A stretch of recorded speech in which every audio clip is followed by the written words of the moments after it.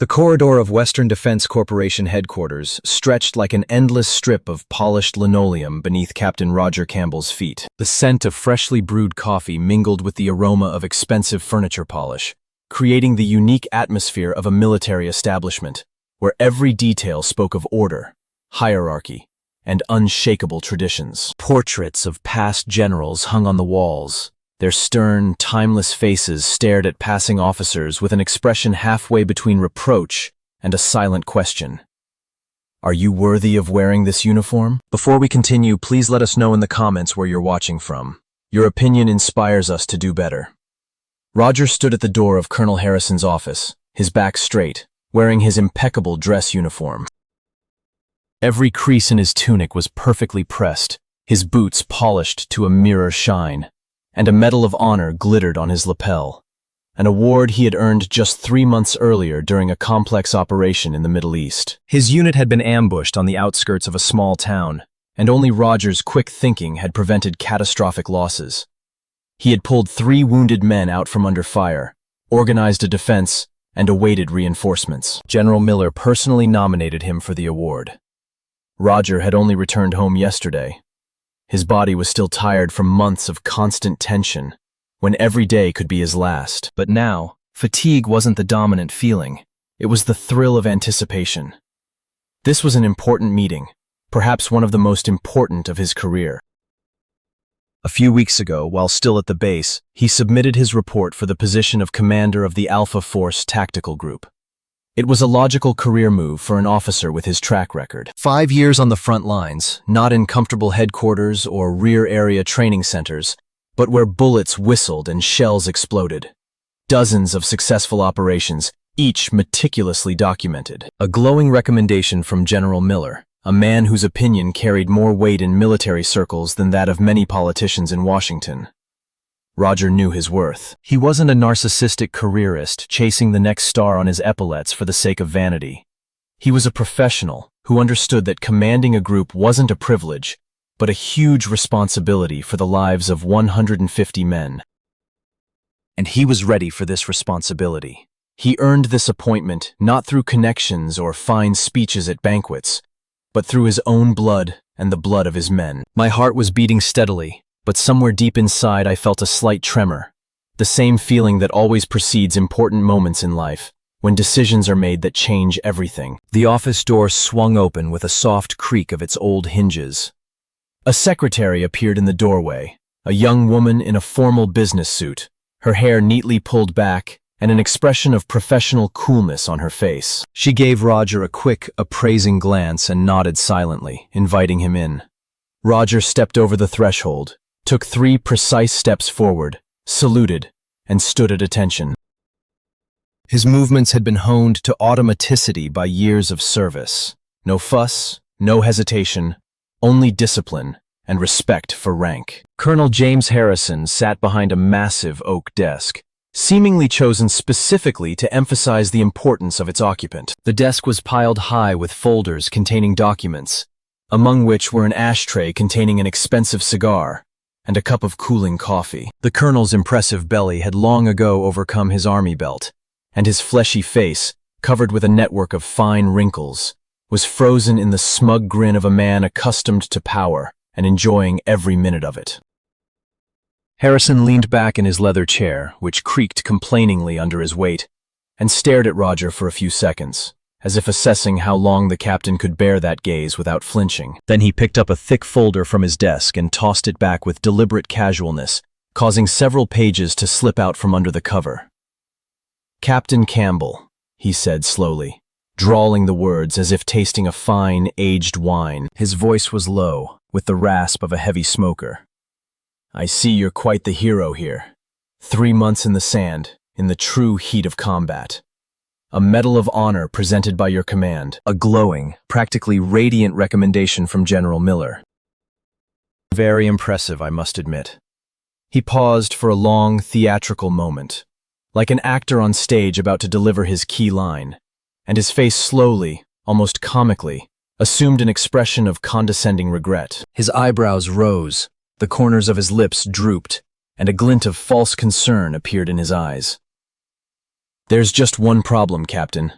And I'll tell you quite frankly, it's a pretty serious one. The position of commander of the Alpha Force Tactical Group, for which you've applied and for which, to your credit, you're quite rightfully entitled given your experience. That position is already taken. Major Brennan was appointed yesterday afternoon. The decision was made at the highest level, do you understand? At the very highest. Roger remained silent. His face remained completely impassive, as if carved from stone. Not a single muscle twitched. But inside, somewhere in his solar plexus, everything instantly tightened into a tight, painful knot. His breathing caught for a second, then became even and controlled again. Major David Brennan.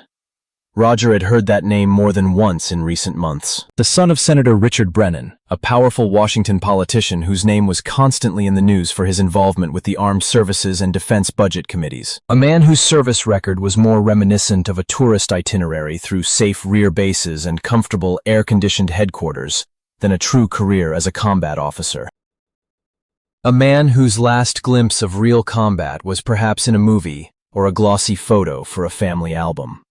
Respectfully, sir, Roger said slowly and clearly, trying his best to keep the anger simmering inside his voice from showing. Major Brennan has minimal field experience. I reviewed his file before submitting his report.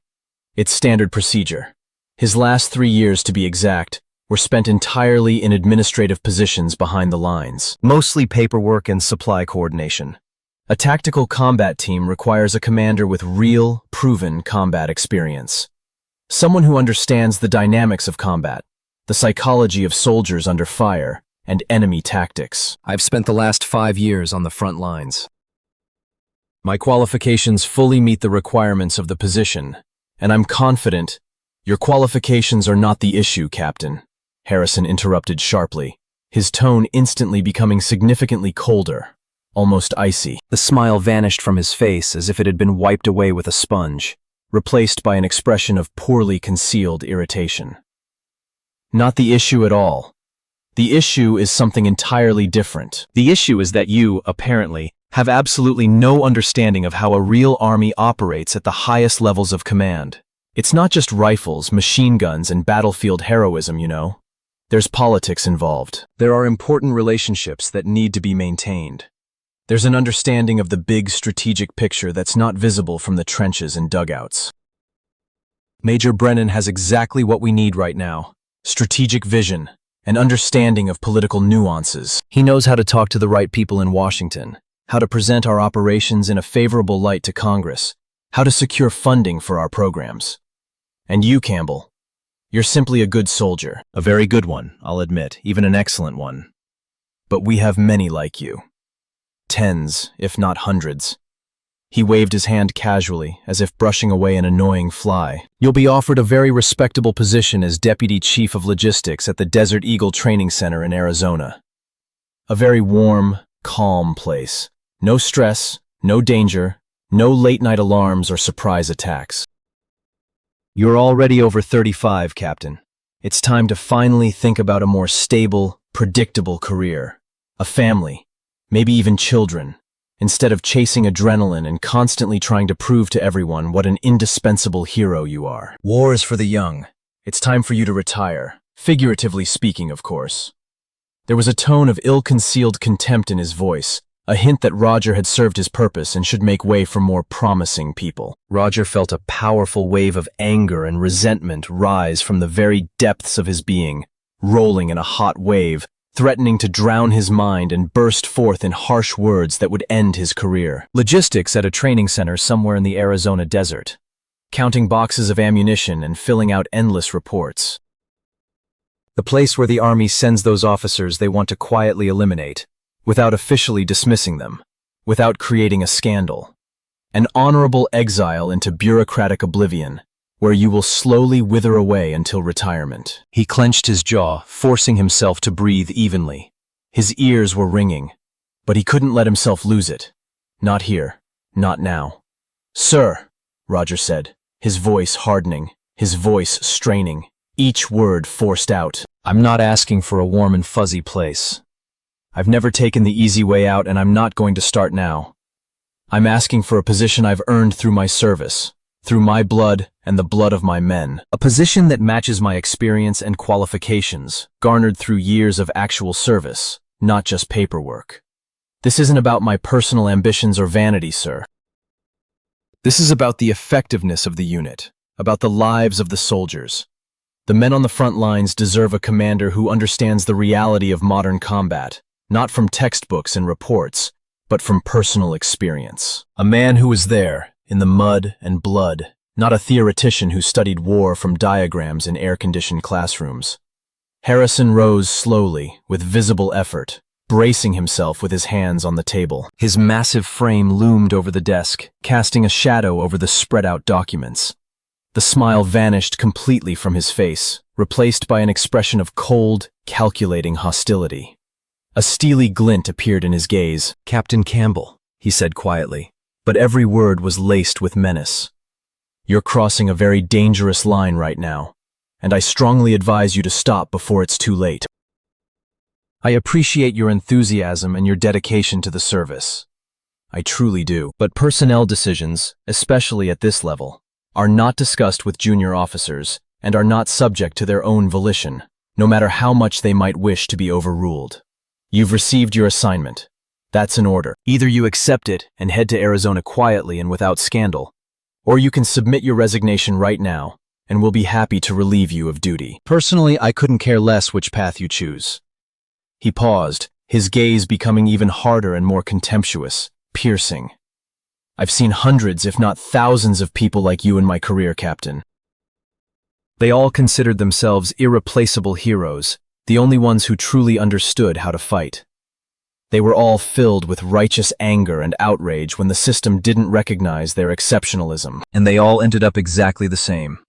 Either sitting at some back-office desk, mindlessly churning out useless paperwork until retirement, drinking themselves to death in the evenings out of boredom, or retiring and then hanging out behind the base fence, reminiscing about their old days over a glass of cheap beer in a seedy veterans bar, complaining to everyone around them about the injustices of the world. The choice, Captain, is entirely yours. I give you exactly 3 days to think it over. No more." At this tense moment, when the atmosphere in the office was tense and seemed about to explode, the sound of confident, measured footsteps was heard in the hallway. Heavy footsteps approached the door. The figure of Lieutenant Colonel Marcus Hall appeared in the doorway. He was a legend in military circles. 25 years of service, he'd been through every major conflict of recent decades. His face was pitted with scars and deep wrinkles, a veritable map of forgotten wars and secret operations, the kind that aren't written about in newspapers or made into films. His gray hair was cut short, his back straight despite his age. His gray eyes were penetrating, their gaze sharp, able to see right through a person. Hall heard Harrison's final words, sharp and filled with barely concealed contempt, and his gaze met Roger's for a moment. Those gray eyes flashed with an instant understanding of the situation, and something else, something deep, ancient, and unchanging. Empathy, respect, solidarity. That silent recognition of one warrior for another that needs no words. "Colonel Harrison," Hall said calmly, his voice even but with a firm iron tone that brooked no argument. "I apologize for intruding on what is obviously an important conversation, but I urgently need to discuss with you a critical matter concerning the composition of the task forces for the upcoming exercises. This directly affects Major Brennan's reassignment and the overall command structure. General Thompson has asked me to discuss this with you personally, without delay." Harrison visibly winced, displeased by the unexpected intrusion into his little game of publicly humiliating his subordinate.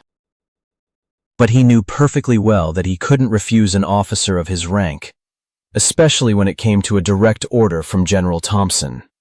"Captain Campbell," he said coldly, not even looking at Roger, "you are dismissed. You may go. I expect your final decision on the proposed assignment within 3 days, no later. You are dismissed." Roger saluted, turned, and walked out of the office, trying to walk straight and calm, though his legs felt like jelly. The door closed behind him, cutting him off from Harrison's office, and he found himself in a long, empty corridor.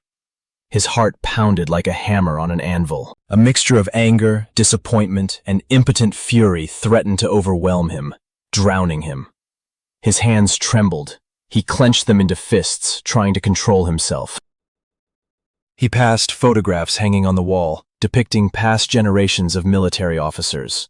Their frozen, stern faces looked at him with silent reproach, as if asking, "Are you ready to give up so easily? Are you ready to betray our memories and the ideals we fought for?" He stepped out of the headquarters building and into the street, where a wave of fresh air washed over him, and headed toward his old car, a battered Jeep Wrangler that had carried him through half a dozen military bases around the world and seen as much as its owner. It was covered in a layer of dust, and the rear bumper bore faded decals from the various units he'd served in. Sitting behind the worn steering wheel, Roger closed his eyes for a long moment, trying to calm his shaking hands and his racing heart. The world around him seemed to have lost its color. He felt betrayed, used, and discarded, like an object that had served its purpose. He placed his hands on the steering wheel and sat for a few minutes, staring into space. Somewhere deep down, he'd always known that the army wasn't just about brotherhood and honor, but also politics, games, and corruption. But it was one thing to know this theoretically, and quite another to come face to face with the injustice that was currently ruining your life. A few minutes later, when his breathing had evened out a bit, Roger started the engine and drove home. A small apartment on the outskirts of the city greeted Roger with its familiar silence and Spartan furnishings. Furniture was minimal: a sofa, a table, and a couple of chairs. On the wall was a world map with the locations where he had served marked. On the shelf were a few books on military tactics and history. No personal photographs, no sentimental trinkets. It was the home of an officer who spent most of his life away from home and was unattached to things. He tossed his keys on the table, took off his dress uniform, and hung it neatly in the closet. He changed into civilian clothes, old jeans and a worn t-shirt. He sat down on the sofa and stared blankly at the blank white wall opposite. Thoughts swirled in my head, each more oppressive than the last. What to do? Accepting the assignment to Arizona would mean putting an end to my career as a combat officer, turning into a bureaucrat counting bullets. Resigning would mean leaving with nothing, admitting defeat, becoming disillusioned with the system to which I'd devoted the best years of my life.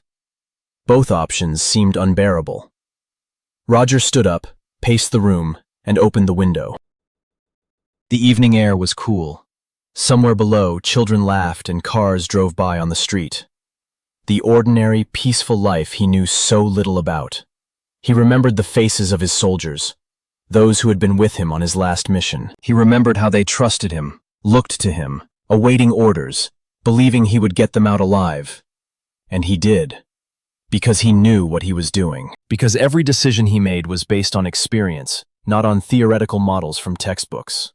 And now, they'll put Brennan in his place. A man who doesn't know what real combat is. And when the unexpected happens, and the unexpected always happens in combat, men will die. They'll die because the commander won't know what to do. The thought was unbearable. Roger sat back down on the sofa, resting his head in his hands. Fatigue weighed heavily on him. 3 months on the front lines, constant stress, and now this. His body demanded rest, but his brain refused to switch off, replaying the scene in Harrison's office over and over again. Several hours passed like this. It got dark. Roger didn't even notice how evening had fallen. He sat in the semi-darkness without turning on the light, lost in his thoughts. And suddenly, a sharp, insistent knock on the door. Roger shuddered, returning to reality. Who could it be? He wasn't expecting guests. He glanced at his watch, almost 9 o'clock. The knock was repeated, louder and more decisive. Roger stood up, walked to the door, and opened it. Lieutenant Colonel Marcus Hall stood in the doorway. He was dressed in civilian clothes, a simple dark shirt and jeans. His face was serious, almost grim, his eyes attentive. "Captain," Hall said quietly, "may I come in? I need to talk to you." "It's very important." Roger, still stunned by the unexpected visit, nodded silently and stepped aside, letting the guest inside. Hall entered the apartment and quickly glanced around, noticing the Spartan furnishings, minimal possessions, maximum functionality. The typical quarters of a military man not tied to a specific location. Without invitation, he sat down on the only chair at the small dining table, on which lay some maps and a few books. "Close the door, Captain," he said quietly. Roger closed the door and sat down opposite him on the sofa, his full attention riveted on the lieutenant colonel. "I overheard your conversation with Harrison this afternoon," Hall began without unnecessary preamble or polite phrases. His voice was low and serious. "I heard every word, and I also know full well the rationale behind Brennan's appointment to this position. It's a complete disgrace, Captain Campbell. It's a complete injustice and a slap in the face to all those who serve their country honorably. But you must understand one very important thing before making any final decisions about your future." Roger listened without interrupting. Hall continued, his voice confident and laced with years of service. "The Army, Captain, is more than just the battlefield. It's not just shooting and tactics. It's also a vast, complex system with many elements. And like any human system, it has its serious flaws and shortcomings. Harrison is a typical representative of the old guard, for whom the most important thing isn't professional skill and real achievements, but personal connections and behind-the-scenes politics. He evaluates people not by their deeds and results, but by who they know, what connections they have at the top, who their father or uncle is. Hall leaned forward, his gaze becoming even more piercing. "For him, Captain, you represent a serious threat to his power and influence. Because you represent the new army, one built on genuine merit and competence, not on family connections and political games. He fears that officers like you will ultimately supplant those like him, consigning them to the dustbin of history. And he's doing everything he can to prevent that from happening." "But what exactly can I do, sir?" Roger asked, his voice weary and hopeless. "The decision has already been made at the very top. Brennan got his position thanks to his father's connections. I have no leverage. There's nothing I can do to change that decision. I'm just a captain. I'm a nobody in this system." Hall shook his head, and a subtle but meaningful smile appeared on his lips, the smile of a man who knows something that others do not.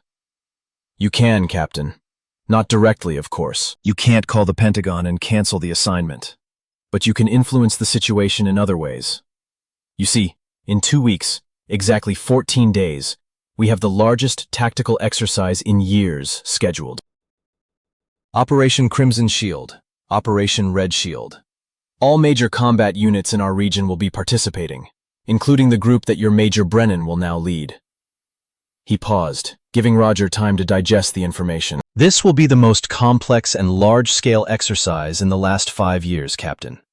It's designed specifically to simulate real-world, multilateral combat conditions. It will feature everything: air support by helicopters and attack aircraft, reconnaissance drones, cyber operations against communications and command and control systems, simulated artillery shelling, ambushes, and minefields. The scenario was developed by a team of highly experienced analysts to maximally expose all weaknesses in command, coordination, and decision-making under pressure." Roger slowly began to understand what Lieutenant Colonel Hall was getting at.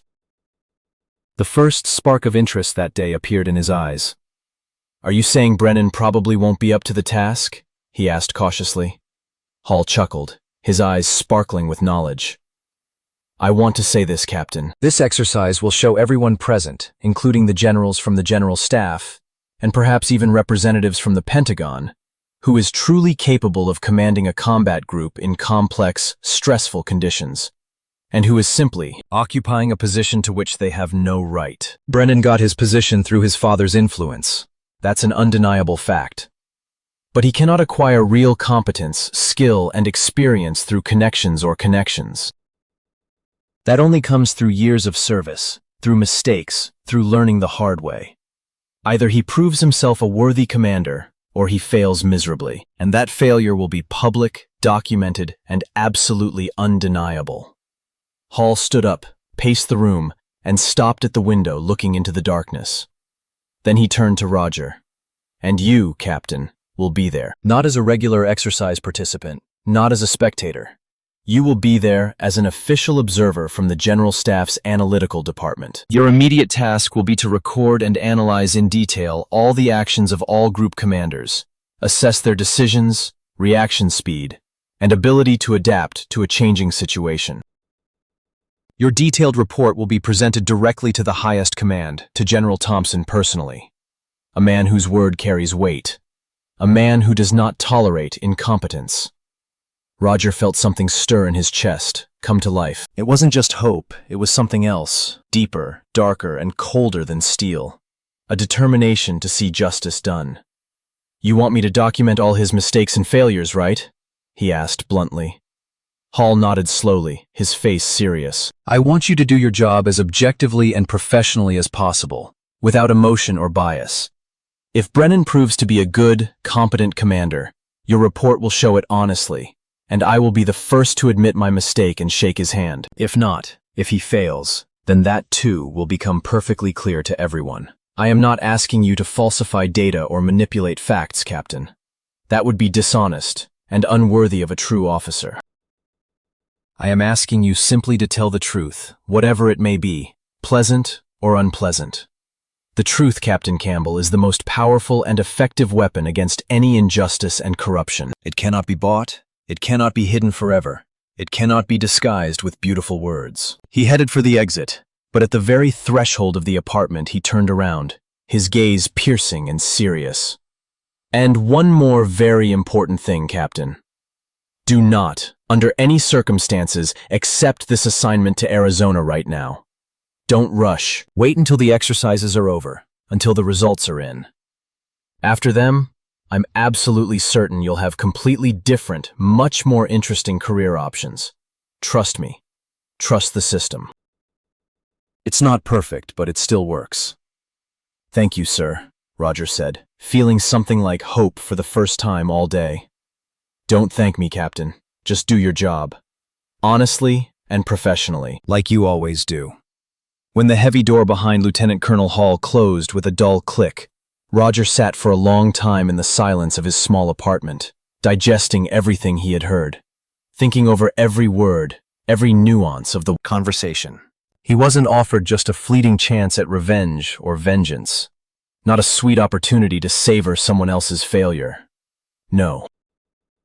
He was offered the role of an impartial witness, someone who would record the objective truth and present it to those who actually make the important decisions at the highest levels of power. It wasn't heroic. It wasn't spectacular. It didn't resemble scenes from a Hollywood action movie.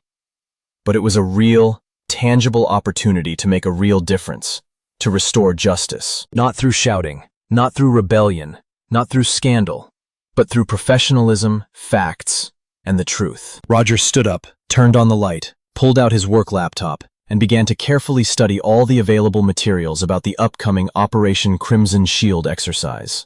The next 2 weeks passed in intense, arduous preparation. Roger Campbell studied every minute detail of the exercise plan, every tactical aspect, every possible scenario. The documents were voluminous, hundreds of pages of technical descriptions, maps, diagrams, and tables. 4 full-fledged battle groups, each numbering 150 well-trained fighters, were to conduct a 3-day intensive operation to assault and capture a heavily fortified objective held by a hypothetical enemy force. The role of the enemy was played by a specially trained aggressor company, an elite unit of highly experienced instructors whose task was to create the most realistic combat conditions possible, identify all the attacker's weaknesses, and exploit their every mistake. The scenario included everything: surprise ambushes from cover, minefields with dummy charges, cyber attacks on communications systems, simulated artillery and mortar shelling, evacuation of the wounded under fire, and operations in conditions of limited visibility and communications. It was a true, rigorous test for all commanders, a test of their ability to think, plan, and act in chaos. But Roger wasn't just studying documents. He also quietly and unobtrusively communicated with officers from other units who knew Major Brennan personally, worked with him, and witnessed him in action. These conversations were conducted discreetly, without direct questions, so as not to arouse suspicion. They were simply friendly chats over coffee in the officers' mess, chance encounters in the gym, brief exchanges of opinions after briefings. And gradually, bit by bit, Roger pieced together the picture. The picture was joyless, even depressing. Brennan was a man who looked great on paper. His resume was impeccable. The right schools, the right academy, the right professional development courses. At social events and receptions in Washington, he made a strong impression. He could hold a conversation on any topic, charm the right people, and deliver a beautiful speech. But when it came to the real, dirty work in the field, making difficult decisions under uncertainty and stress, he was completely lost. Didn't know what to do, became stuporous or panicked. One captain told Roger a story about how, during a training exercise 2 years ago, Brennan had become so confused about his own plan that his team nearly crossed into friendly forces positions and triggered a simulated friendly fire.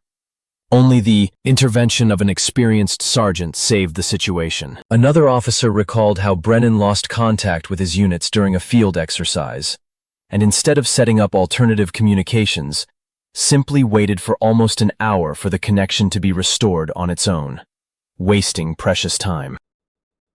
A third shared the opinion that Brennan is a good person, even pleasant to talk to, but absolutely incapable of making quick decisions under pressure. He always takes a long time to think, weigh, consult, and by the time he finally makes a decision, the moment has already passed. All this evidence pointed to one thing. Brennan was a classic example of an officer whose career was built not on merit, but on the right connections. And sooner or later, this was bound to be exposed. Roger methodically wrote down everything he learned, not to use it against Brennan, but to understand what to expect, what mistakes were most likely. At the same time, he studied the biographies of the other commanders who would be participating in the exercise. 3 of the 4 were seasoned officers with extensive combat experience. Major Carlson was a veteran of 3 tours in Afghanistan. Captain O'Neill was an urban warfare specialist who had participated in several complex operations. Major Rodriguez was an expert in counter-terrorism operations. And among them was Major Brennan, whose experience was a pale shadow compared to the rest. Roger also learned that Captain Ashley Ryder had been appointed Brennan's deputy. He also knew this name from reputation. Ryder was one of the best tacticians in the region, had survived several difficult tours, and had a reputation as an intelligent, proactive, and reliable officer. Many believed she, not Brennan, should have led Alpha Force. It was an interesting assignment. On the one hand, Ryder could compensate for Brennan's lack of experience. On the other hand, if Brennan ignored her advice, using the position merely as a career stepping stone, then even her experience wouldn't save the situation. Time passed quickly. Roger barely left his apartment, immersed in studying the materials. He mapped out possible scenarios, developed criteria for evaluating commanders, and prepared report templates. This was supposed to be as objective as possible, based on facts, not emotions. Hall called him a couple of times, checking on the preparations, but didn't interfere or give any orders. He trusted Roger. On the eve of the exercise, Roger received official notification of his appointment as an observer from the analysis department. The document was personally signed by General Thompson. This meant that his report would indeed carry weight. The evening before leaving for the training ground, Roger sat by the window, looking out at the city lights. He thought about what would happen tomorrow. He felt no malice or desire for revenge. He simply wanted the truth to come out. For the system to work as it should, rewarding competence and punishing incompetence, regardless of connections. If Brennan proves a capable commander, Roger will document it faithfully. But if not, well, let the facts speak for themselves. He went to bed early, knowing that tomorrow would be a long and stressful day. The vast Redstone Range, nestled in the rugged mountains of Northern California, greeted the exercise participants with a chilly dawn. The range encompassed several thousand hectares of varied terrain, from desert plains to mountain gorges, from dense forests to rocky slopes, an ideal setting for simulating the most challenging combat conditions. Roger Campbell arrived at the base camp as part of a small group of observers from the General Staff's analysis department. There were 5 of them, all officers with extensive experience, whose job it was to man specially equipped observation posts at a safe distance from the combat zone and record everything that was happening. Each observer was assigned to one of 4 battle groups. Roger was assigned to Alpha Force, commanded by Major Brennan. Coincidence? Roger wasn't sure. Perhaps Hall had a hand in it, but he didn't ask. They were issued modern tablets with specialized software for creating detailed, structured reports in real time. Each also received powerful binoculars with a laser rangefinder, a radio for communication with the central command post, and a map of the training ground with all marked positions. The opening ceremony of the exercise was organized on a grand scale, as befits such a large-scale event. 4 combat groups, approximately 600 men in full combat gear, lined up on a specially equipped platform in front of the headquarters complex. The morning sun reflected off polished weapons and helmets, and the wind fluttered the flags. General Thompson, the gray-haired commander of the entire Western military region, a legendary figure with an impeccable reputation and an iron will, rose to the podium. His figure was erect despite his age, his voice loud and clear without any amplification. "Gentlemen, officers and soldiers," he began, scanning the formation. "Today marks the beginning of the largest exercise in the last 5 years. Operation Red Shield is not a formality, not a show-off for the High Command. This is the closest possible reality check of your readiness to defend our country. There will be no concessions here. No mistakes will be turned a blind eye here. The enemy awaiting you are professionals who will do everything they can to expose your every weakness. The utmost professionalism is required of every commander, the utmost discipline of every soldier. Remember, in real combat, the cost of a mistake is human lives. Here, the cost of a mistake is only your reputation, but that reputation will determine who we entrust with command in a real war." He paused. His gaze slid over the officers' faces. "Good luck to you, gentlemen. Show what you're made of." After the general's speech, the commanders of all 4 participating groups introduced themselves one by one, stepping forward in front of the line of their subordinates. Major Carlson was a short, stocky man of about 40, with a scar on his cheek and a confident gaze. His speech was short and military-like. "We will go through this exercise just as we went through real battles. Discipline, coordination, and cooperation. Forward!" His men responded with a resounding, "Hurrah!" Captain O'Neill was a tall, athletic woman with a sleek hairdo and a serious expression. Her team specialized in urban warfare, and she emphasized this. "We know our stuff. We work like a clock. We'll show them how great we are." Her short speech was full of confidence. Major Rodriguez was a Latin American with lively dark eyes and quick movements. His group specialized in counterterrorism operations. Flexibility, speed, precision. These are our strengths, and we use them. His men were clearly aggressive and motivated. And then it was Major David Brennan's turn. He stepped forward, and Roger, standing off to the side among the other onlookers, studied him closely. Brennan looked more than confident, even cocky at this ceremony. His dress uniform was impeccably pressed and fit perfectly, as if tailored by the finest tailor. His shoes gleamed like mirrors. His smile was wide and snow-white, the obvious result of a good dentist. His posture was straight, his shoulders squared. He looked the very picture of an officer. He shook General Thompson's hand vigorously, then turned to his men. "Alpha Force soldiers," he said loudly with pathos. "We face a great task. We represent the finest traditions of our army. We bear upon our shoulders the sacred duty of defending the motherland. Military honor, brotherhood, and devotion. That's what sets us apart. I'm confident that together, we'll show everyone what a true team of professionals is capable of. We won't just accomplish our missions, we'll exceed all expectations. Onward to victory!" The speech sounded beautiful. The words were well chosen, the intonation inspiring. But as Roger listened, he felt a strange emptiness in the words. They were like a beautiful package without any contents. General phrases that could be uttered in any situation, in front of any audience. Not a single specific statement about the tasks ahead, not a single mention of the specifics of the operation. Roger noticed some of the soldiers in the Alpha Force formation exchanging glances. Not everyone shared their commander's enthusiasm. And next to Brennan stood Captain Ashley Ryder, a woman of medium height with dark hair pulled back into a sleek bun and a calm, appraising gaze. Her expression remained neutral, but Roger noticed her lips pursed slightly as Brennan spoke. A subtle gesture, but telling. The ceremony ended. The groups dispersed to their starting positions. The observers were taken to their designated points. Roger was taken to a high hill about a kilometer from Alpha Force's intended area of operations. A sunshade, folding chairs, binoculars on tripods, and radios were set up there.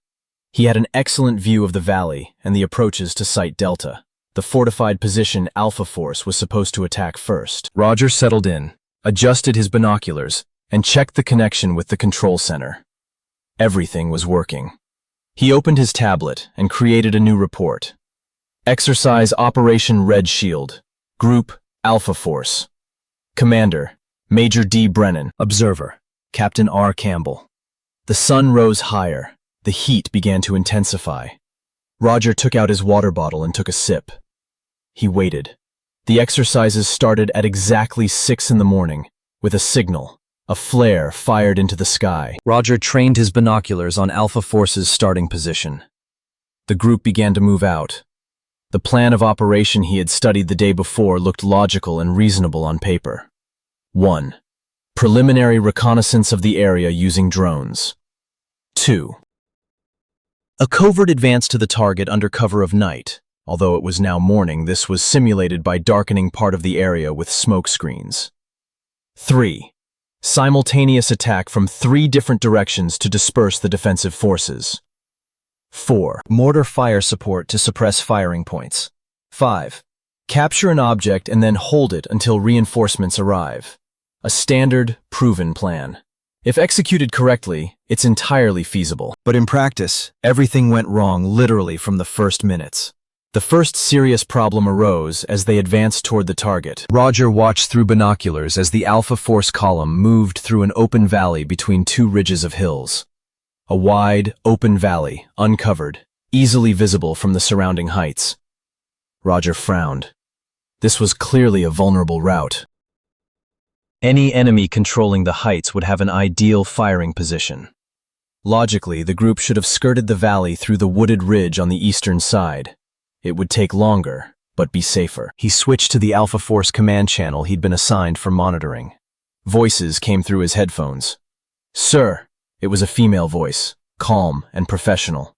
Captain Ryder, I suggest we change the route. Moving through the valley creates a critical vulnerability. The enemy controls the heights. I suggest we bypass the eastern ridge. This will add about 3 hours, but will provide better concealment and protection from fire. A pause. Then Brennan's voice, with a hint of irritation. Captain Ryder, I appreciate your opinion, but we're sticking to the plan. Time is of the essence. We can't afford to waste unnecessary hours on flanking maneuvers. The enemy isn't expecting us to appear from this direction, so the element of surprise is entirely on our side. We're moving through the valley. That's the final decision. Another pause. Roger could almost physically feel the tension in the air. Understood, sir, Ryder finally replied, her voice devoid of emotion. Only cold, professional discipline. Roger picked up his tablet and made his first entry. 0805. The commander is ignoring the sound advice of his experienced deputy regarding route selection. A tactically vulnerable route through an open valley has been chosen, posing a high risk of detection and fire from commanding heights. The surprise factor the commander claims is questionable, as the aggressor company has surveillance systems in all key areas. He put the tablet down and raised the binoculars again, watching as Alpha Force continued its advance across the valley. The soldiers marched in formation, keeping distance between units, but their vulnerability was obvious. About 40 minutes of intense movement passed. The group was already almost in the very center of a wide, open valley where there was practically no cover, only low grass and sparse shrubs. And then, there was a deafening roar of multiple explosions. These were powerful blank charges, placed by the judges, simulating a massive mortar barrage from the surrounding heights. Columns of smoke and earth rose into the air. The roar echoed off the slopes. The aggressor company, professionally entrenched on the commanding heights around the valley, easily spotted the carelessly moving group and immediately opened intense training fire from all available means: machine guns, automatic weapons, grenade launchers, of course, with blank cartridges and dummy rounds. The exercise referees, observing the battle from their positions, began methodically removing Brennan's soldiers from the game, according to the rules. They approached the soldiers, assessed their positions relative to the explosion or fire line, and marked them with colored tape, red for killed, yellow for wounded. Roger watched the unfolding chaos through binoculars. In a matter of minutes, literally 10 to 15 minutes of chaotic combat, Alpha Force had lost a huge number of personnel. Judges were handing out red and yellow ribbons left and right. The group hadn't even gotten close to its primary objective, Objective Delta, and was already seriously battered. It was a disaster. Roger switched to the command channel. What he heard was even worse than what he saw. Brennan was in complete panic. It was obvious, even over the radio. His desperately shouted commands were jumbled, contradictory, and devoid of any logical sequence. "First platoon, retreat immediately! Retreat to your starting position!" he shouted into the radio in a few seconds. "Second platoon, advance! Advance forward aggressively! Suppress the firing points!" Another half-minute later, "Third platoon, stay in position. Dig in, don't move." It was madness. He simultaneously ordered one unit to retreat, another to advance, and a third to remain in place. There was no coordination, no unified tactics. Any clear command structure was completely and utterly lost, and the group was turning into an unruly mob of confused individuals. Captain Ryder's voice could be heard over the airwaves, trying to shout over the chaos. "Sir, I propose we organize a smokescreen and conduct a systematic covered retreat. We'll use smoke grenades to create a smokescreen. Third platoon will provide covering fire, and first and second platoons will withdraw sequentially to cover on the northern slope." Her voice was calm, professional. She clearly knew what to do. Her plan made sense. Create a screen, organize an orderly retreat, minimize losses. But Brennan, acutely feeling how his authority as a commander was crumbling before his eyes, abruptly and rudely cut off her initiative. "Captain Ryder, you are acting completely without authorization, without my direct orders. Cease immediately and return to strict execution of the approved operational plan." There was panic in his voice, covered by a show of authority. Ryder fell silent. Roger could almost see her jaw clench, forcing herself to obey the senseless order. But what the hell was the plan? It had fallen apart at the very beginning of the ambush, and Brennan was completely incapable of putting it back together, adapting, or creating a new plan of action. He simply shouted contradictory orders, hoping that the mess would somehow resolve itself.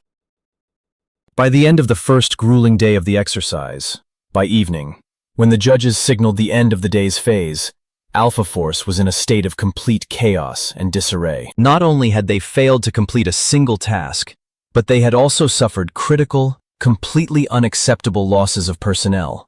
According to the judges' estimates, the group had lost over 40% of its combat capability. The judges of the exercise unanimously recognized their actions as absolutely catastrophic, a complete failure. Roger finished his detailed day report. He sat in his observation post after dark, by the light of a lantern, and methodically, step by step, described each of Major Brennan's mistakes. Inability to adapt to a rapidly changing tactical situation after initial contact with the enemy. Stubbornly ignoring the valuable advice of an experienced deputy with proven combat experience. A complete lack of clear, decisive command at a critical moment when it was vital to coordinate actions. Conflicting orders that created chaos instead of an organized response to the threat. Loss of control over units. Panic in the voice, spreading to the soldiers. He reread what he had written. All facts, no emotion. He didn't add subjective judgments like incompetent or unfit.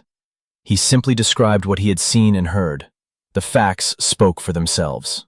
But this was only the first of 3 planned days. There were still plenty of opportunities ahead for Brennan to either rectify the situation and rehabilitate himself, or to completely ruin his reputation. Roger saved the report, sent it over a secure channel to the Central Control Center, and headed to base camp. Dinner in the field mess hall, then tent, sleeping bag. Tomorrow would be a long day. The second day of the large-scale exercise began with an early morning briefing in the command tent. All group commanders gathered with judges and representatives of the central station for a brief review of the first day's results and assignments for the second. Roger, as an observer, was present at this briefing, sitting to the side, taking notes. The senior judge, Colonel Marks, a dry man with a military bearing and a cold gaze, read out the results. Bravo team, commanded by Major Carlson, achieved 75% mission accomplishment, minimal casualties, excellent coordination. Charlie team, commanded by Captain O'Neill, achieved 80% mission accomplishment, acceptable casualties, and excellent reconnaissance work. Delta team, commanded by Major Rodriguez, achieved full mission accomplishment, minimal casualties, and acted quickly and effectively. He paused, his gaze falling on Brennan. The Alpha Force Group, under the command of Major Brennan, failed to complete its mission, suffered critical losses, and its actions were deemed unsatisfactory. The silence in the tent became thick, palpable. Everyone looked at Brennan. He sat there, his face pale, his lips pressed into a thin line, his fists clenched on the table. "You have 2 more days to rectify the situation, Major," Colonel Marks added coldly. "I recommend you use them wisely." After the briefing, Brennan was the first to emerge from the tent, his steps sharp and angry. Roger saw him step aside and take out his phone, clearly calling someone, gesturing, and talking excitedly. Then he tossed the phone back into his pocket and headed back to his team, his face full of determination. At the morning meeting in front of the Alpha Force formation, Brennan delivered a speech with feigned confidence. "Yesterday was a bad day, I admit it. We made some mistakes, but today will prove to everyone what a true combat team is capable of. We have a new plan, bold and unconventional. Tonight we'll attack the same objective, but we'll make full use of the element of surprise. A night operation using night vision goggles. The enemy won't expect a night attack after yesterday's failure. We'll surprise them." The plan itself, in theory, was quite sound and could have worked. Night operations do offer the advantage of surprise, and night vision devices allow for operations in the dark when the enemy is blind. But as always, the devil was in the details, in the practical execution. Roger returned to his observation post and prepared for night observation. He installed night vision devices, checked the thermal imager, and set up communications. As darkness fell and preparations for the night operation began, a serious problem emerged. Roger heard about it on the radio, intercepting a conversation between Ryder and the commander of one of the platoons. "Captain, we have a problem. More than half the team doesn't have charged batteries for their night vision devices. We forgot to organize a mass recharge from the generators last night." A pause. Then Ryder's voice, now tinged with ill-concealed irritation for the first time. "How could you forget? It was on the checklist. Who was responsible?" Major Brennan said it wasn't critical, that the batteries should last for a few days. Roger shook his head. It was such a basic, laughably stupid mistake, the kind usually made by inexperienced lieutenants on their first training exercise, not by majors aspiring to command an entire tactical group. Night vision devices require constant recharging after use. Every soldier knows this. But Brennan either didn't know this or didn't consider it important. The result was predictable. As the group began its stealthy nighttime advance toward the target in pitch darkness, many soldiers were practically blind, guided only by the dim light of their comrades' flashlights. This automatically made them excellent, highly visible targets for a trained enemy, whose instruments were all working properly. Roger watched through a thermal imager.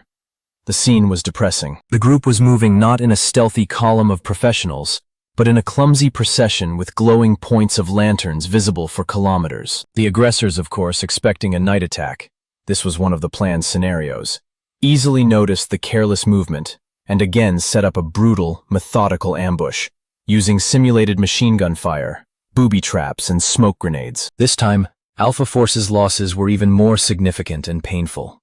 By the middle of the second day of the exercise, the group had effectively ceased to exist as a truly combat-ready unit capable of performing missions. According to judges, they had less than 30% combat capability remaining, a critically low level. Roger methodically wrote down in his report, Day 2, Night Operation. The commander decided to conduct a night attack, which in itself is a reasonable tactic. However, basic logistical preparation was lacking. More than 60% of the personnel did not have charged night vision devices due to the lack of organized recharging the day before. This was a critical planning error that doomed the operation to failure even before it began. The result was even greater losses, complete demoralization of personnel, and a virtual loss of the group's combat effectiveness. General Thompson, closely monitoring the exercise from the well-equipped Central Command post, was as gloomy as ever. Roger had seen him at the evening briefing. The gray-haired general sat stony-faced, his jaw clenched, his gaze heavy. His aide whispered softly in his ear, occasionally pointing to the large monitors displaying the positions of all the groups and their loss statistics in real time.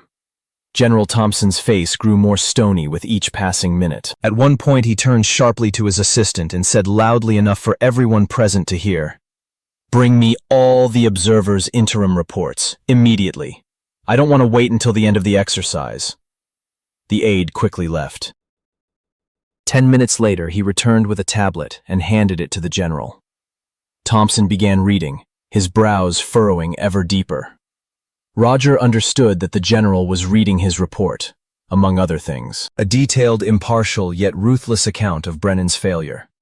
On the third and final day of the large-scale exercise, an event occurred that finally and irrevocably put an end to the short command career of Major David Brennan. The morning began with the judges, given the catastrophic state of Alpha Force, changing the group's mission to a simpler, more achievable one. Instead of storming a fortified facility, they were tasked with securing a temporary field camp from an expected counterattack by a simulated enemy. It was a relatively simple, almost academic task for any commander with an average level of training. The basics they teach in the first year of military academy. Properly establish a defensive perimeter around the camp. Organize 24-hour observation posts in all key areas.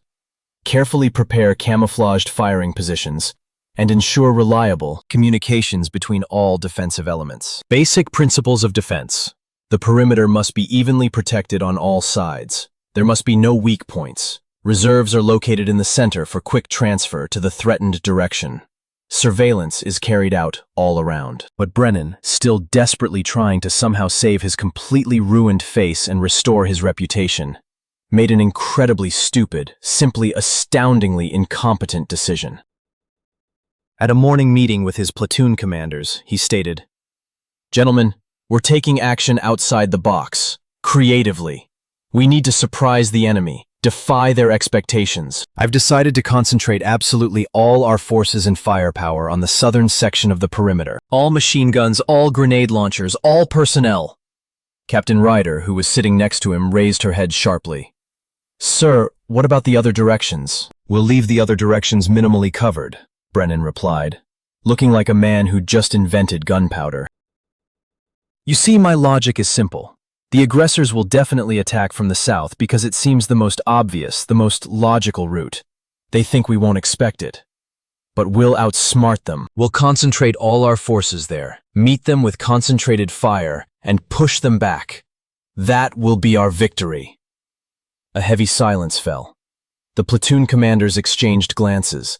Some clearly wanted to say something, but hesitated. Captain Ryder, already tired of the endless struggle with her commander's incompetence, but still trying to save the situation, tried again with her last strength to object, appealing to common sense and elementary military science.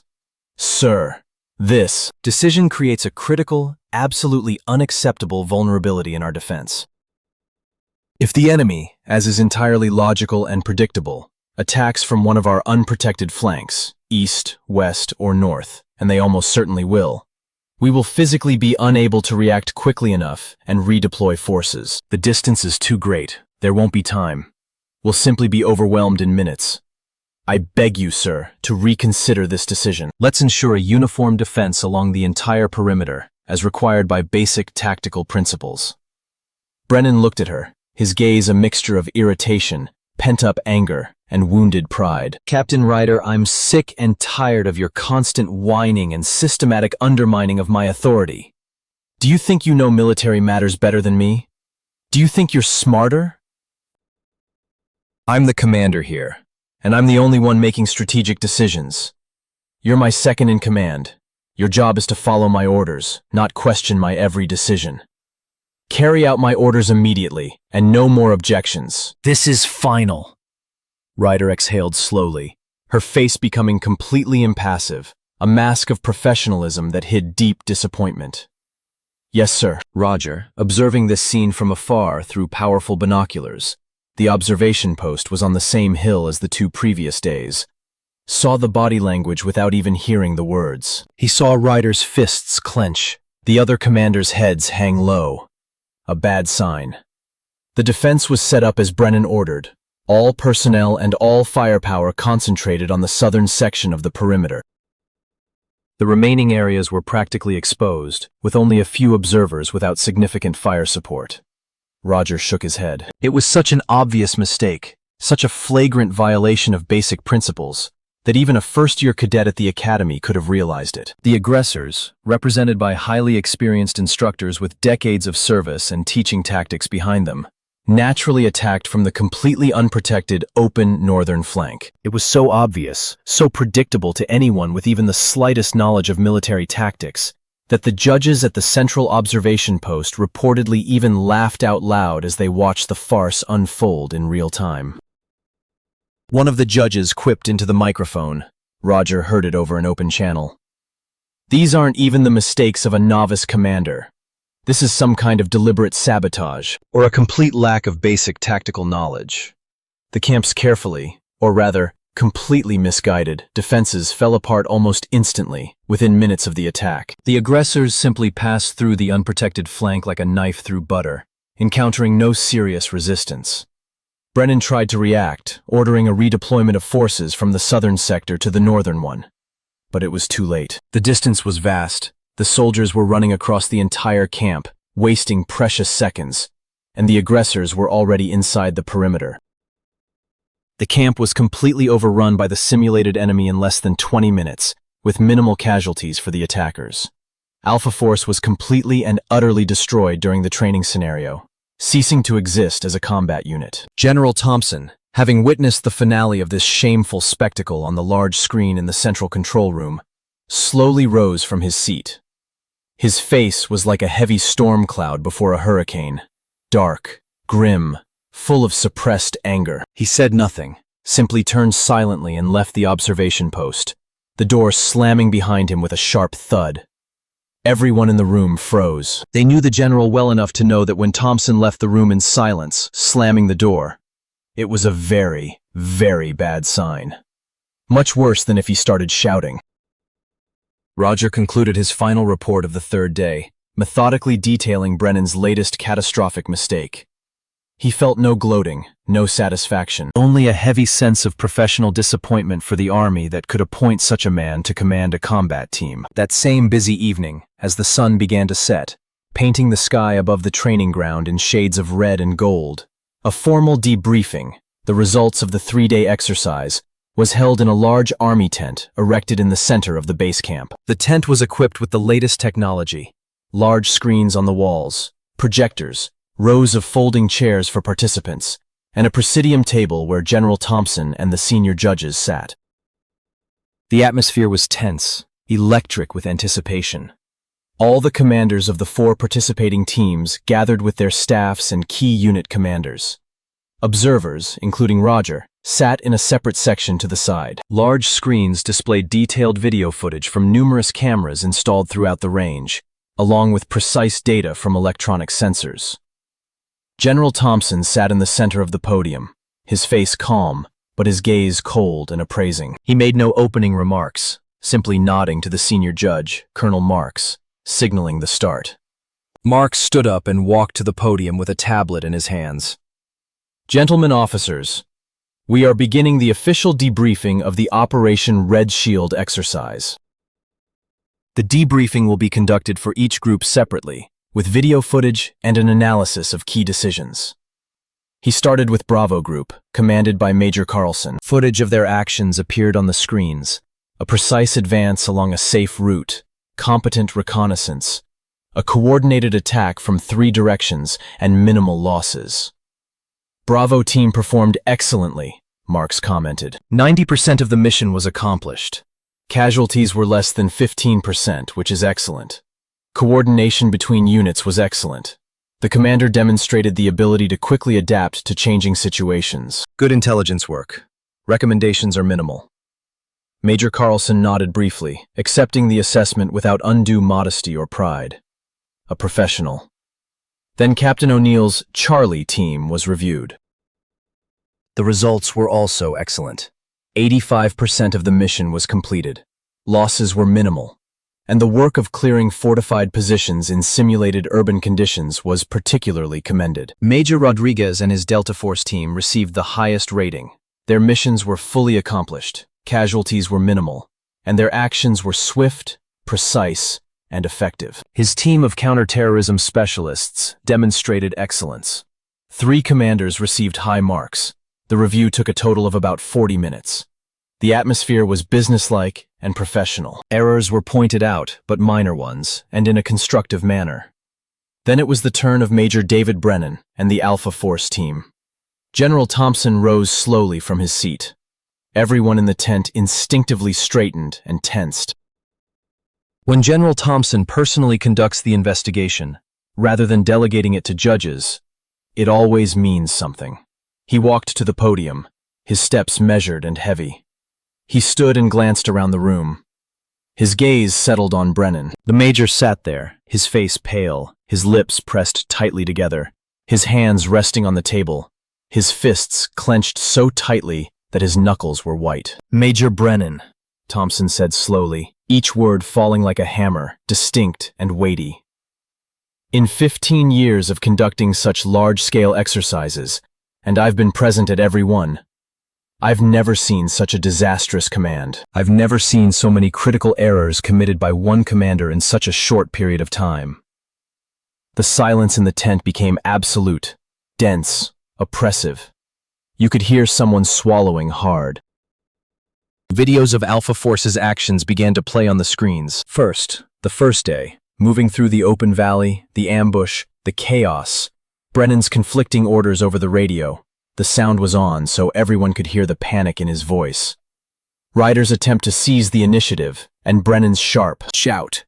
Day 1, Thompson commented coldly. The commander ignores the sound advice of an experienced deputy. He chooses the most vulnerable route. He runs into an obvious ambush that he could have avoided. He loses control of the group. He issues contradictory orders. He doesn't allow his experienced deputy to stabilize the situation. The result? 40% casualties on the first day, not a single objective accomplished. The video switched to the second day, a night operation, soldiers with flashlights because their night vision devices were out of charge. Another ambush, even more chaos. Day 2, Thompson continued, his voice steady but with an icy edge. The commander decides to launch a night attack, which might be reasonable, but he fails to provide basic logistical preparation. Over 60% of the personnel lack charged night vision goggles. This is a first-year cadet's mistake, Major. A first-year cadet, not an officer of your experience and rank. The result is that the group effectively ceases to exist as a combat unit. He paused, letting the words sink in. The video switched to the third day, a camp defense plan with all forces concentrated in one area. Unprotected flanks, a rapid attack by the aggressors from an unprotected direction, and complete rout. Day 3. Thompson's voice grew even colder. You were given the simplest task, defending a camp. Basic tactics, the kind they teach in the first year of the academy. All-round defense, even distribution of forces. You ignore all the basic principles.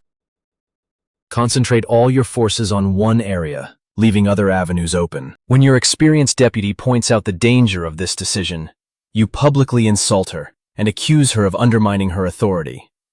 He turned to the screen, where the defense scheme was frozen. This defense wouldn't have withstood even attack by an inexperienced opponent, let alone a professional one. This isn't a mistake. It's a demonstration of a complete lack of basic tactical knowledge. Thompson paused for a long moment, his gaze moving back to Brennan. Major Brennan, you've committed every conceivable command error. Ignoring the advice of experienced subordinates, failing to adapt to a changing situation, lacking basic tactical training, losing control of your units at critical moments, misjudging the situation, and panicking. Your group suffered catastrophic losses without completing a single mission for 3 days. He placed his hands on the podium and leaned forward. The observer reports are unanimous in their assessments. All 5 independent observers came to the same conclusion. You are incapable of commanding a combat group. You pose a danger to the lives of the soldiers under your command. Brennan sat there, pale to the point of blueness, his lips trembling. He tried to speak, opened his mouth, but the general raised his hand, stopping him. I'm not finished, Major. Your appointment as commander of the Alpha Force Task Force is being reviewed. Effective today. Effective immediately. You are temporarily relieved of command pending an internal investigation and a final decision on your future. Captain Ryder will assume temporary command of the group. Deathly silence. Even the breathing of the people in the tent could be heard. Gentlemen officers, Thompson said, looking around at everyone present. Remember this lesson. In our army, a position must be based on competence, not connections. Otherwise, we are doomed. When an incompetent person is given command of a combat group, men die. Not in training exercises where we simulate death with colored ribbons, but in real combat, where the blood is real and death is irreversible. Our sacred duty is to prevent this. Ever. He straightened up. The debriefing is over. You are dismissed. People began to slowly rise and disperse. Brennan sat motionless, as if petrified. Beside him, a young woman in uniform bowed her head, probably his aide or someone from headquarters. Captain Ryder stood to the side, her face neutral and professional, but something flickered in her eyes. Relief? Satisfaction? Roger couldn't quite place it. A few minutes later, General Thompson's adjutant, a young lieutenant with a tablet, approached Roger. Captain Campbell, General Thompson wishes to see you. Immediately, sir. Roger nodded, stood up, and followed the adjutant. They walked through the base camp to a detached trailer that served as the general's mobile command post. The adjutant knocked, opened the door, ushered Roger inside, and closed it behind him. The trailer's interior was spacious and functional. A large desk covered with maps and documents, several monitors, chairs, and a communications system. General Thompson sat at the desk, printed reports in front of him. Roger recognized his own handwriting and formatting. Sit down, Captain, Thompson said, not taking his eyes off the documents. Roger sat down on the chair opposite, his back straight, his hands on his knees. Thompson finished the page, put the papers down, and looked up at Roger. A few seconds of silent assessment. I've read your report, Captain, he began calmly. All 3 parts. A detailed, objective, professional analysis. You didn't exaggerate, didn't add emotional judgment, didn't let personal feelings cloud the facts.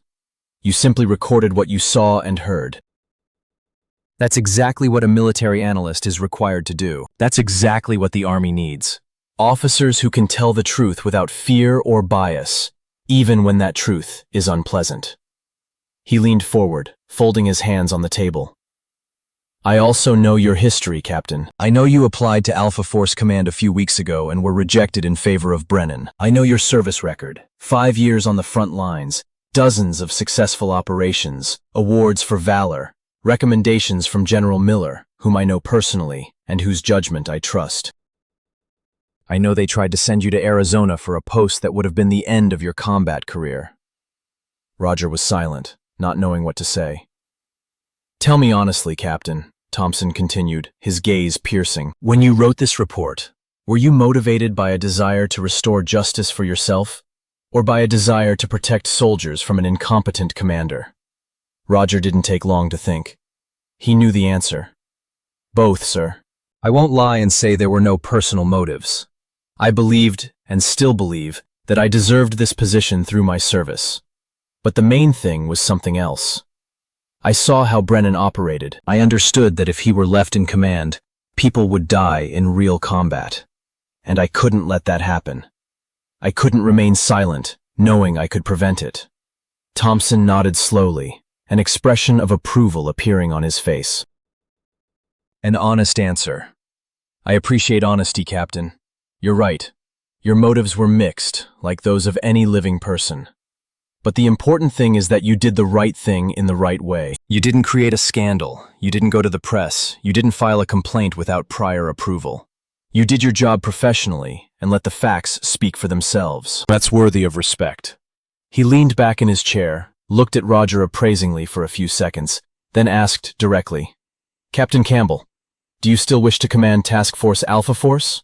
Roger felt his heart skip a beat. He hadn't expected such a direct question right now. Yes, sir, he replied firmly without hesitation. This is my calling. I am ready to take responsibility for the lives of these people. I know I can be the leader they need. Thompson nodded, as if he had expected exactly that answer. Good. Starting tomorrow, you're the commander of the Alpha Force Task Force. The official appointment will be finalized within a week, but you'll effectively take up your duties immediately. Captain Ryder will remain your deputy. She's performed admirably, despite the circumstances. Are you willing to work with her? I more than agree, sir. She is a professional of the highest caliber. Excellent. Thompson stood up and extended his hand across the table. Welcome to my crew, Captain Campbell. Don't disappoint me. Roger stood up and shook the outstretched hand. A firm, confident handshake. I won't disappoint, sir. I promise. You may go. And Captain, Thompson stopped him at the door. Thank you for your service, for your honesty, for not breaking. Roger saluted and walked out. Outside the trailer door, the California night awaited him, warm and starry. He paused and took a deep breath. A strange feeling filled his chest, a mixture of relief, satisfaction, anticipation, and responsibility. A huge, heavy responsibility. He got what he fought for, not through intrigue, not through scandal, not through compromising material, simply by doing his job honestly and professionally. The system worked. Imperfect, slow, sometimes unfair, but it worked. The next morning, Roger met with Captain Ashley Ryder. The meeting took place in the officer's tent at the base camp, at a table covered with maps and documents. Ryder entered and saluted. Roger returned the greeting and gestured for her to sit. Captain Ryder, he began calmly. First of all, I want to say, I've read your file and observed your work for the last 3 days. You are one of the finest tactical officers I've ever seen. Your advice to Brennan was always sound. If he had listened to you, the results would have been completely different. Ryder nodded briefly, her face professionally neutral, but something flickered in her eyes. Gratitude for the recognition. Thank you, sir. General Thompson offered to keep you as my deputy, Roger continued. But I want to ask you personally, are you willing to work with me? After what happened, I'd understand if you wanted to change positions. No hard feelings. Ryder looked at him for a few seconds, assessing him. Then she smiled. For the first time Roger had ever seen her. A slight, genuine smile. Sir, the last 3 days have been the worst of my career. Not because we failed missions, that happens, but because I watched an incompetent commander ruin a good group and couldn't do anything about it. I'd be happy to work with a commander who knows what he's doing. My pleasure, sir. Roger extended his hand. Then welcome to the team, Captain. Or rather, welcome to your team. You've been here longer than me. They shook hands. The following days were filled with intense work. Roger needed to meet all of Alpha Force's personnel, study their training, assess the strengths and weaknesses of each unit, and conduct a series of meetings with platoon commanders and sergeants. The group was demoralized by the training failure, but not broken. They were good soldiers, professionals. They just needed a competent leader. Roger held a general meeting of the entire group on the base parade ground. 1,500 men lined up before him. He stood at the front of the line, feeling hundreds of eyes on him, assessing, cautious, expectant. Alpha Force soldiers, he began, his voice loud and clear, even without a microphone. I am your new commander, Captain Roger Campbell. I know the last few days have been difficult for you. I know you failed the exercise. But I want to tell you one thing. This failure is not your fault. You are good soldiers. The problem wasn't you. The problem was the leadership. He paused, watching as people straightened up and began to listen more attentively. Starting today, we're starting with a clean slate. The past is in the past.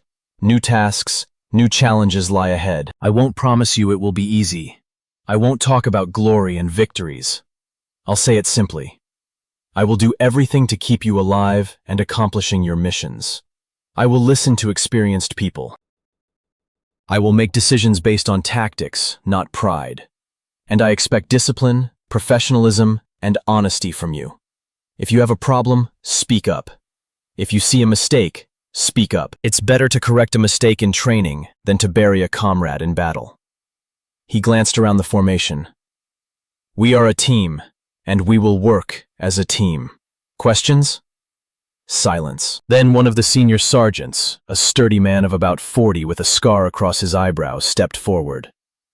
Sir, may I ask you a question? Permission granted, Sergeant. Have you been on the front lines, sir? In actual combat? A direct question. Roger understood it was a test. Soldiers want to know their commander isn't just some armchair theorist. 5 years, Sergeant. 3 tours in the combat zone. I returned for the last time a month ago. This medal, he touched the medal on his chest, is for an operation where my group was ambushed. We pulled out 3 wounded and held the position until reinforcements arrived. We got everyone out alive. The sergeant nodded, satisfied with the answer, and returned to the ranks. Any more questions? Roger waited. Silence. Okay, leave. Back to your duties.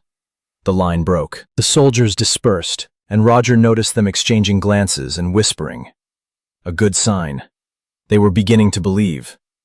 In the following weeks, headquarters carried out quiet but decisive changes throughout the region. Colonel Harrison was sent into early retirement at his own request. It was clear to everyone that his resignation had not been entirely voluntary. Lieutenant Colonel Marcus Hall was promoted to general and given a new title, Deputy Commander for Personnel Policy. His first task was to conduct an audit of all recent appointments to key positions. Major David Brennan was transferred to an administrative position in Washington, D.C., in the Congressional Liaison Office. Paperwork, presentations to politicians, coordination with committees. Away from real soldiers, away from combat units. A place where his connections were an asset, not a threat. Roger heard that Brennan's father, a senator, had tried to challenge the decision, calling the Pentagon and arranging meetings. But General Thompson was adamant. He had facts, video recordings, and reports from 5 independent observers. There was nothing to dispute. A week later, General Thompson called Roger personally. Captain, I have a mission for you. A real one, not a training exercise. In 10 days, our group will be providing security for a humanitarian convoy in a mountainous province. There's a high risk of ambush by rebel groups. We need a commander capable of making quick decisions under fire. Are you ready? Always ready, sir, Roger replied without hesitation. Excellent. I'll send you the details tomorrow. This is your chance to prove my trust was justified. Understood, sir. I won't let you down. The following days were spent in intensive preparation for the actual operation. Roger studied the terrain, gathered intelligence on rebel groups, planned routes with all risks taken into account, and conducted detailed briefings with unit commanders. Captain Ryder proved to be an indispensable partner, experienced, proactive, and reliable. She knew the personnel, understood the specifics of the group, and offered valuable advice. Together, they developed a detailed operation plan with backup options for every eventuality. The day before the operation, Roger gathered the unit commanders. Gentlemen, tomorrow is the real deal. This isn't a training exercise. The enemy will be firing live ammunition. The stakes are real. So check your men, make sure all the equipment is in order, and everyone understands the mission. We'll resolve these issues now. There won't be time to do it on site. He laid out a map on the table. The convoy's route passes through this gorge. The most vulnerable spot is here, where the road narrows between the rocks. A classic ambush spot. We'll go like this. The first platoon, forward patrol, moves a kilometer ahead of the convoy, checking the road. The second platoon, direct convoy security, a vehicle ahead and behind each truck. The third platoon, reserve, moves in a separate column along a parallel route along the mountain trail, ready to quickly deploy to help. 2 helicopters are on call, ready to take off on the first signal. We'll check communications every 5 minutes. If contact is lost, we'll assume it's a sign of an ambush and proceed to Plan B. Understand? The commanders nodded. One asked, "Sir, what if there is an ambush from both sides of the gorge at the same time?" Good question. Plan B includes this. Second platoon will provide convoy protection. First and third platoons will attack the enemy from the flanks, and the helicopters will suppress the enemy's fire positions on the cliffs. I'll coordinate from the central vehicle. Ryder will command on the spot, and I'll handle the overall picture. Any other questions? The discussion continued for another hour. Roger patiently answered all questions, clarified details, and ensured everyone understood their tasks. The day of the operation dawned clear but hot. A convoy of 5 heavy trucks carrying medical supplies and food for a remote mountain village assembled at the base early in the morning. Alpha Force provided security. 3 jeeps with machine guns at the front of the convoy, 2 at the rear, and Apache helicopters at the base on standby. Roger walked along the column, checking their readiness.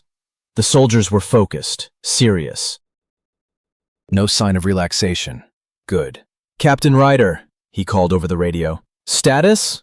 All units are ready, sir. Communications are checked, equipment is in order, routes are worked out." "Excellent. First platoon, move out. The convoy will follow in 5 minutes." "Understood, sir." The column set off. The movement was slow and cautious. The road was mountainous, winding, with many turns where visibility was limited. The first platoon, the advance patrol under Lieutenant Harris, moved ahead a kilometer, checking the road and inspecting suspicious areas. Roger sat in the center jeep, a map with a GPS navigator open in front of him, a radio in his hand. Every 5 minutes he checked for contact. "First platoon, report." "First platoon, the route is clear. We are moving to point Alpha 3. "Second platoon, report." "Second platoon, convoy is normal, speed 20 kilometers per hour." "Third platoon, report." "Third platoon, parallel route, no contacts." An hour of walking passed calmly. Then another hour. Roger didn't relax.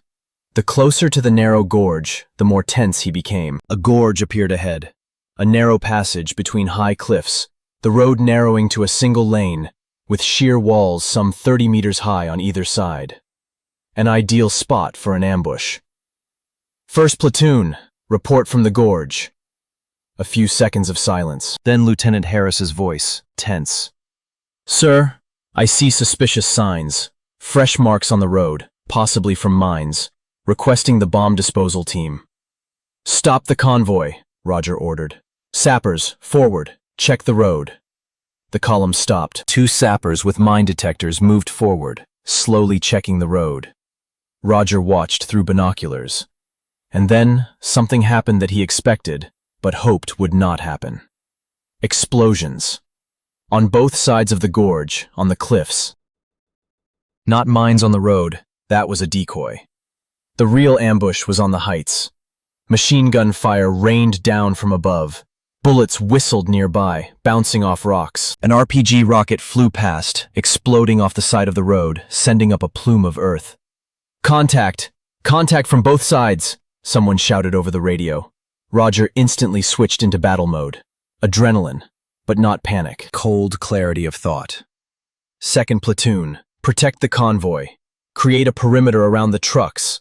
First platoon, fall back to the convoy and attack the left flank. Third platoon, move toward us immediately. Attack the right flank. Helicopters in the air. I'm transmitting coordinates." The voice is clear. The commands are precise and consistent. No panic, no contradictions. Ryder confirmed over the radio. "Second platoon, execute. We're establishing a perimeter." The soldiers quickly and efficiently jumped out of their vehicles, took up positions around the trucks, and returned fire at the positions on the cliffs. They used shields, took cover behind the wheels, and fired short bursts. The first platoon turned around and began to climb the left slope, using cover, moving towards the enemy positions. The third platoon, moving parallel along the mountain path, was only a kilometer away and was already rushing to help. Roger switched the radio to the aviation frequency. Night Hunter, Alpha 1 is here. I'm transmitting the ambush coordinates. The enemy is on the cliffs on both sides of the gorge. Requesting fire support. Be careful, our people are below. Alpha 1, Night Hunter, copy. 1 minute. We have you in sight, closing in on your targets. A minute later, 2 Apache helicopters, formidable combat vehicles, appeared in the sky. They hovered over the gorge, their guns methodically firing at the enemy positions on the cliffs. The effect was immediate. The fire from above slackened, and the enemy began to retreat. The first and third platoons, coordinating their actions, attacked from 2 sides, pinning down the rebels. The battle was intense, but brief. Roger coordinated all actions, maintaining constant communication with unit commanders and helicopters, monitoring the overall situation on the map. Ryder, what's the status of the wounded? 2 people were slightly wounded and are already being evacuated to the medics. The convoy is intact. The trucks are undamaged. Excellent. First platoon, press the left flank. Third, flanking them from behind. Don't let them retreat in an orderly fashion. After 20 minutes of intense but controlled combat, the ambush was suppressed. The enemy retreated, leaving behind several weapons and equipment. Alpha Force's losses were 2 wounded, minor, and no one killed. The convoy was safe, and the mission could continue. Roger walked along the positions, checking on people, encouraging them, assessing the damage.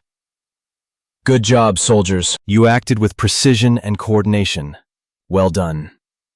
The soldiers' faces lit up, not just from the adrenaline of battle, but from something else.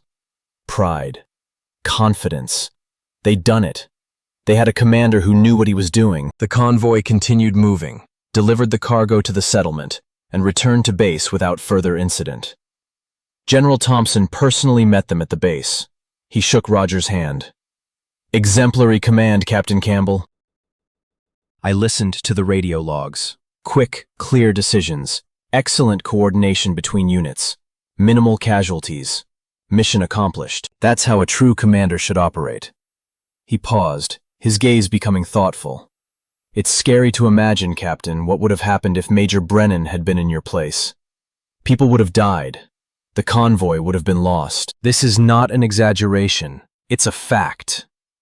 Roger nodded modestly. I was just doing my job, sir, just like I was taught. No, Captain, Thompson countered gravely. You've done more. You've proven that a system can work properly if it has people willing to speak the truth and defend principles. You didn't crack under pressure, didn't resign, didn't accept injustice. You waited for your chance, did what you had to, and proved your worth with actions, not words. That deserves the deepest respect.